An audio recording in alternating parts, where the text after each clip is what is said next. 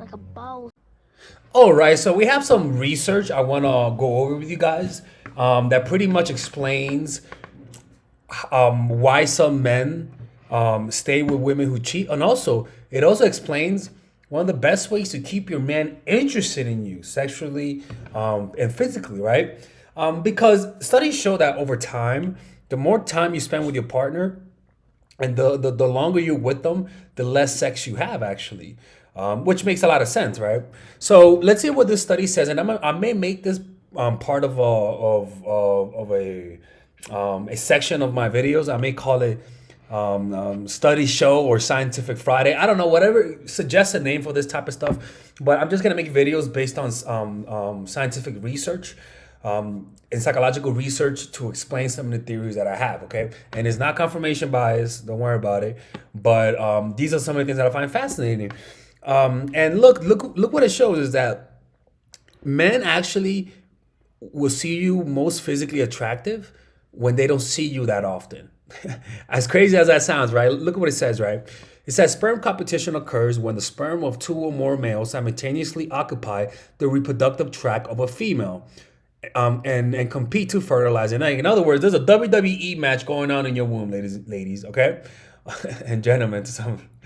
Um, and by the way, this is the reason why this is a very normal thing is because back then female infidelity is a historical thing. It's normal. It's very normal for a woman to have a guy who is not the most physically attractive, but cheat on him and cockhold him with a more physically attractive man who's not emotionally available. So they get the best of both worlds, where they're able to have the security from the beta male, but they're able to get the good genes from from the alpha male and stuff like that. I like the way that sounds. All right. So yeah, it says we use a questionnaire to investigate psychological responses to the risk of sperm competition for 94 men in committed relationships, sexual relationships in the United States and in Germany. As predicted, a man who spends a greater relative to a man who spends lesser proportion of his time with his partner since the couple last copulation reported that his partner is more attractive, and that other men find his partner more attractive and greater interest in copulating with his partner, and that his partner is more sexually interested in him. All effects were independent of total time since the last couple's copulation, the man's relationship satisfaction, right? Let me show. So yeah, it pretty much shows that the more space you give each other, the more sexually attractive the guy's gonna be to you, right? And in fact, in my opinion, also the more tolerant he is of your quirks. Actually, let's read some of this. It says, look what it says. In study to determine the effect of separating mates from each other on sperm production, 35 couples agreed to provide ejaculates, in other words, sperm, from sexual intercourse, from condoms, or from flowback. Okay, so it says so. They were able to. So they were like, okay, when you bang, give us a condom, and we'll look into it. Men's sperm count increased dramatically with the increased time the couple had been apart. The more time spent apart, the more sperm the husband inseminated in their wives.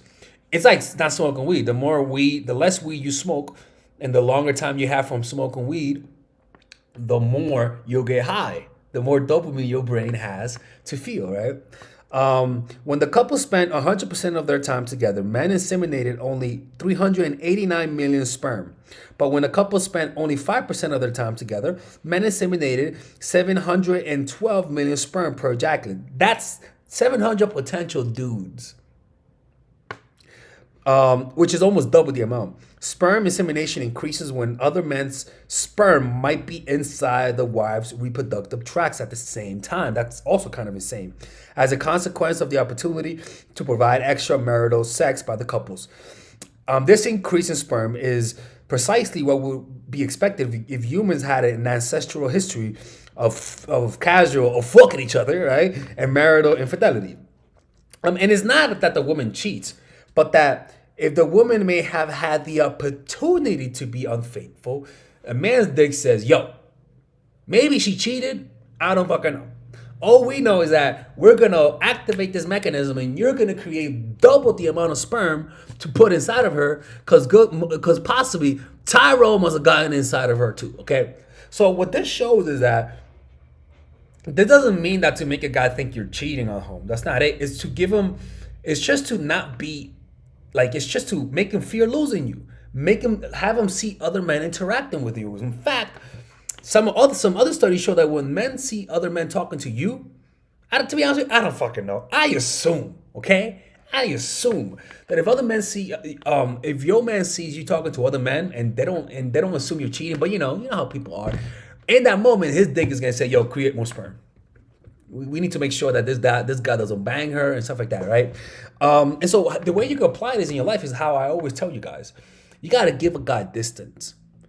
You know, I don't say this shit because it just comes out of my ass. Okay, wait, you gotta have your own life, and for all of those women who want to spend 24/7 with a man, you're doing yourself a disservice. You gotta let a guy breathe for once. God damn, let him breathe, right?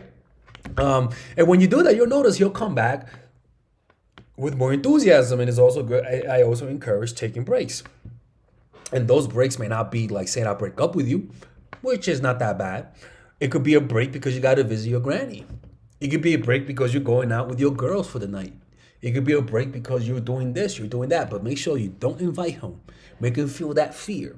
And what's gonna happen is that if you notice that a guy's not being as physical with you and as intimate, and this happened to me. I remember I had a girl come over. She came from Florida.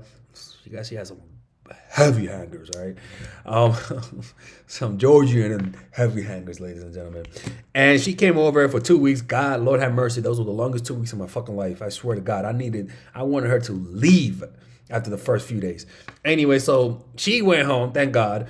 But I started noticing some other dude was hitting her up on Instagram. And when I noticed that, all of a sudden, I lost attraction. All of a sudden, I wanted her more than ever, right? So sometimes guys just need to see other guys interacting with you so that their interest might peak, because now they already had you. So in order for somebody to have some to react to you emotionally, they have to have pain aversion. Pain aversion is a more powerful emotion than the desire for pleasure, wanting to have this woman. So if you make the guy fear losing you, not by you having a history of cheating on him, because that's the number one way to lose a guy's trust is to cheat on him. That is the number cardinal sin. It hurts men more when you cheat on him with another man than when a woman's cheated on with another man, with another woman. It hurts men more. Studies show that. In fact, guys will murder a woman who cheats, or even a man who cheats with his woman. A woman won't do that. That says everything. So yeah, man.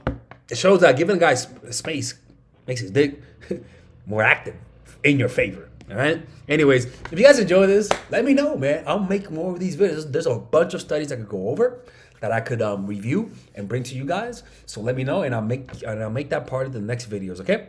Take care. All right, ladies and gentlemen. If you guys ever want to learn how to use your feminine energy to influence people, learn how to use your masculine energy to become more assertive, and also learn how to blend both energies to improve your dating life, your spiritual life, honestly, your relationship life, your family life, your career life, this is the course for you. If I had to make a course for my nieces, I have two nieces. One is 19 and one is 15. 16. Holy shit. Oh my God, he's a bad fucking uncle. He's a bad uncle. Get him. Shut up, Melissa. You should get this course, right? And this is the course that I will make for them. So, for example, watch the curriculum, right? In the first week, we're going to be showing you how to establish a strong masculine foundation without letting it hurt your feminine energy. This masculine foundation is a source of who you are, right? It's your bodyguard. Without this, whatever feminine energy you create will be destroyed by the outside, because your masculine is your shield. So we'll talk about goal setting. We'll talk about how to develop a serious attitude. We're going to be talking about how to use more logic, how to use more goal-oriented behavior. It's more how to be a man. Now the next one is how to embrace the feminine energy, right?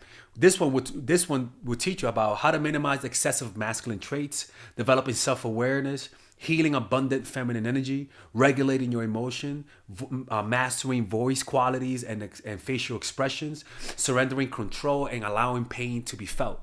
This is honestly, this will supercharge, like Kaioken, your masculine energy.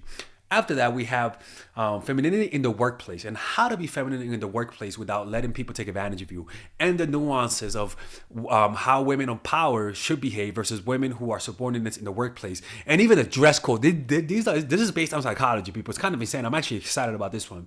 The next week, we talk about navigating the labyrinth of male and female friendship. And this, a lot of women find confusing, so we talk about that. And how to identify envious friends, how to identify the good friends, how to keep male friends, and how to keep female friends. Week 5, we talk about how to release the burden of the past and stop and destroy mental projections. This is actually really powerful. And then week 6, we talk about how to increase your observational power so that you can read people better. And we have a bunch of bonuses. The course starts at $99, and you guys can pre-order the course today at $69 before it goes out. If you're watching this, most likely I'm in the meditation retreat, so most likely I will be praying for all of you guys. And just click on the description down below of the video. Right there, you'll see it, and you can pre-order that course. It's gonna be out by the end of next month or the beginning of February of March. One of the two, people, because I have a 10-day retreat to do, and I want to finish the course after the retreat, because I think the ideas are gonna be so much better. All right, man. I'll see you guys later. Pre-order, man. I'm closing the channel.